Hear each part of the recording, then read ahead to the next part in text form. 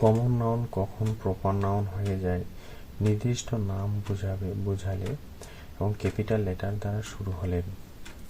যেমন hour father will save আস, এখানে hour father দ্বারা গডকে বোঝানো হচ্ছে এবং এখানে আওয়ার ফাদার এখানে ক্যাপিটাল লেটার দ্বারা শুরু হয়েছে এবং নির্দিষ্ট সৃষ্টিকর্তাকে বোঝাচ্ছে, এই জন্য এটা হচ্ছে proper noun. The United states of America, state আমরা জানি কমন নাউন, কিন্তু ইউনাইটেড স্টেটস অফ আমেরিকা বলতে এখানে একটি নির্দিষ্ট দেশকে বোঝাচ্ছে, তাই এখানে স্টেটসটা হচ্ছে প্রপার নাউন। কমন নাউন কখন অ্যাবস্ট্রাক্ট নাউন হয়ে যায়?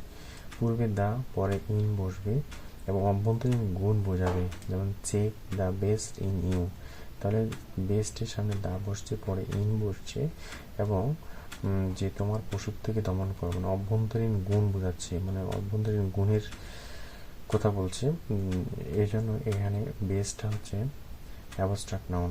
দ্য মাদার ইন, এখানে মাতৃত্ব, her arose at the side of the poor boy. The father in, পিতৃত্বের কথা বলছে, him could not bear the side.